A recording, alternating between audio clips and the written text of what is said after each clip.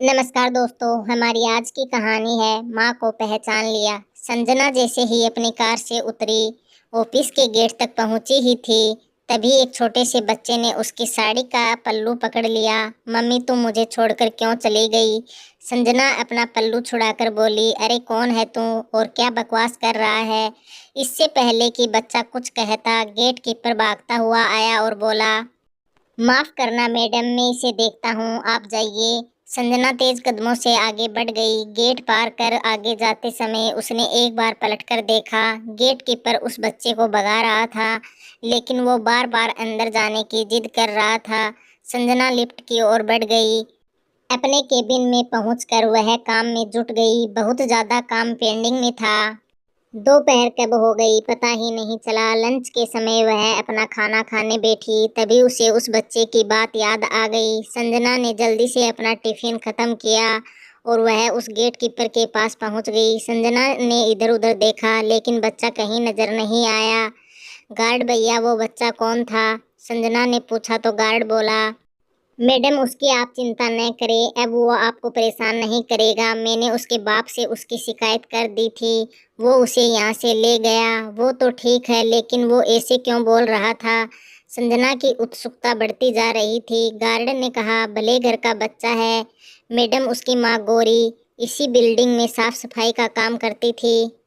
उसका बाप शराबी है, सारा दिन शराब पीकर पड़ा रहता है। एक दिन जब वो घर पहुंची तो पति पत्नी में झगड़ा हो गया। गौरी का सिर दीवार में लगा और वो चल बसी।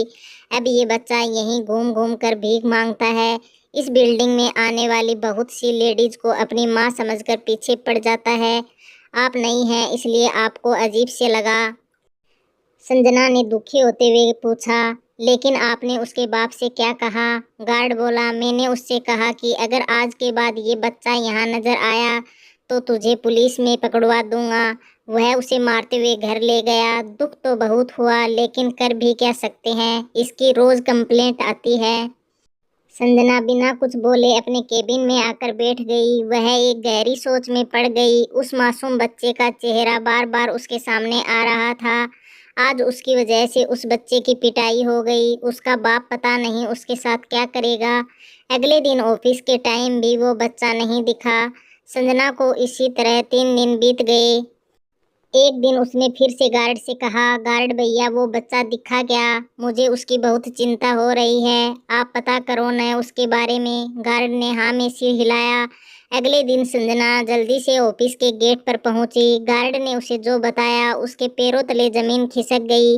मैडम वो बच्चा तो अस्पताल में भर्ती है, उस शराबी ने उसे बहुत मारा। वह डर और मार को सहन न सका और बेहोश हो गया।